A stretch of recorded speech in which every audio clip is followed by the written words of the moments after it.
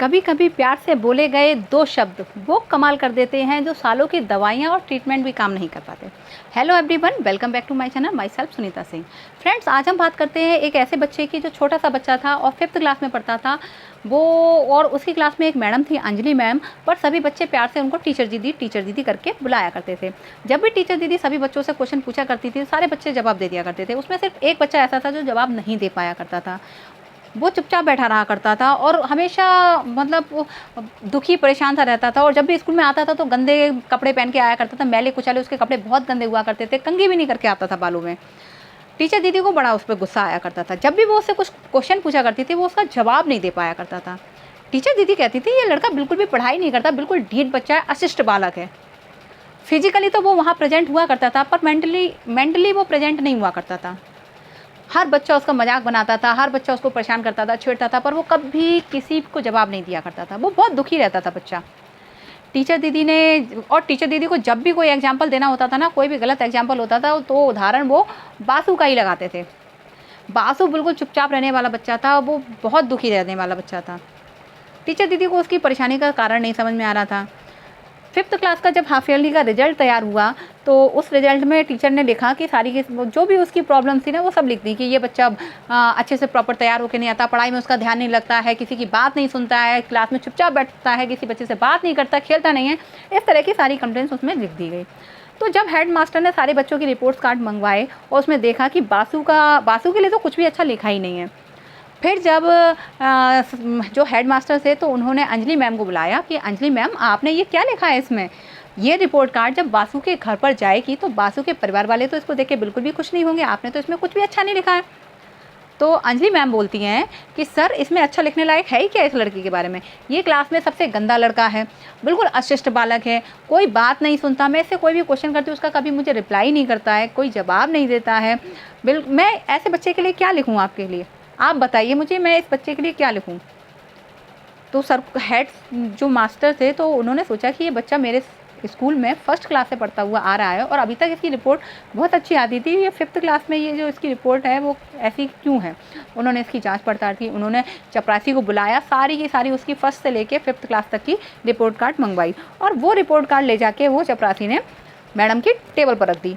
अब मैडम जब सुबह मॉर्निंग में आई, उन्होंने देखा कि ये तो बासु की रिपोर्ट कार्ड है। उसको देख के मैडम के दिमाग में ये बात क्लिक कर गई कि अगर ये बासु की है तो ये तो सही हो ही नहीं सकती, इसमें तो कुछ अच्छा हो ही नहीं सकता क्योंकि ये बासु की रिपोर्ट कार्ड है। अगर किसी और बच्चे की होती तो शायद मैं उम्मीद कर सकती थी कि कुछ अच्छा होगा। पर जब उन्होंने खोल के देखा, 2nd क्लास की रिपोर्ट कार्ड देखी, 1st की देखी, 2nd की देखी, तो उसमें देख कर वो मैडम चौंक गई थी क्योंकि वो उस स्कूल का सबसे टॉप क्लास का बच्चा उस समय हुआ करता था। 3rd क्लास में उसकी जो रिपोर्ट कार्ड थी वो थोड़ी ख़राब थी क्योंकि 3rd क्लास में उसकी माँ को कैंसर हो गया था। उसमें रिपोर्ट कार्ड में लिखा था कि राजू की माँ को कैंसर हो गया है, जिसकी वजह से राजू की माँ जो कैंसर से पीड़ित हैं, जिसकी वजह से राजू के दिमाग पर बहुत गहरा प्रभाव पड़ा है। पढ़ाई में उसका बिल्कुल भी मन नहीं लगता है, इस वजह से वो पढ़ाई में बहुत पिछड़ता जा रहा है। 3rd क्लास उसका पार हो गया। 3rd क्लास के बाद जब उसका 4th क्लास का रिजल्ट बन के तैयार हुआ तो उसमें लिखा था कि राजू की माँ 4th कैंसर के लास्ट स्टेज पर चल रही हैं, जिससे राजू के दिमाग पर बहुत असर पड़ रहा है। राजू ने अपने आप को खो दिया है, बिल्कुल ही वो बहुत ज़्यादा मायूस हो गया है, निराश हो गया है।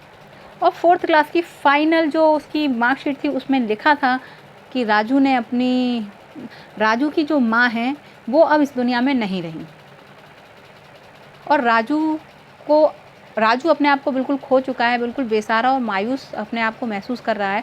समय रहते अगर हम लोगों ने इसको बचा लिया, इस पर ध्यान देने की ज़रूरत है। अगर समय रहते हमने इसको बचा लिया तो हम इसको खोने से बचा सकते हैं। तो उस टीचर ने ये सब कुछ लिखा था, तो जो अंजलि मैम थी उन्होंने जब ये सब कुछ पढ़ा तो उनको बहुत बुरा लगा। उनको ये बात रियलाइज़ हुई कि एक टीचर होने के नाते मैं इस बच्चे की प्रॉब्लम को नहीं समझ पाई, पर समय रहते उन्होंने इस बात को जब समझ लिया, फील कर लिया, रियलाइज़ कर लिया, तो उन्होंने राजू को बुलाया और वो क्लास में गई और राजू को उन्होंने बहुत प्यार किया, दुलार किया। और फिर आगे जब वो क्वेश्चन पूछने लगी, क्लास के सभी बच्चे तो उसका मजाक बनाया करते थे, पर उस दिन जब टीचर मैम ने उससे क्वेश्चन पूछा, और राजू जब भी क्लास में रहता था ना तो वो फिजिकली प्रेजेंट रहता था, वो मेंटली कभी प्रेजेंट रहता ही नहीं था। पर उस दिन जब टीचर दीदी ने उससे क्वेश्चन पूछा तो राजू के पास उस दिन भी कोई जवाब नहीं था। मैम ने फिर उस क्वेश्चन को पूछा और उस क्वेश्चन का आंसर राजू को बताया। आंसर बताने के बाद टीचर दीदी ने फिर राजू से क्वेश्चन का आंसर पूछा, राजू ने उस क्वेश्चन को दोहराया, आंसर को दोहराया और सारे बच्चों के सामने बोलना शुरू किया।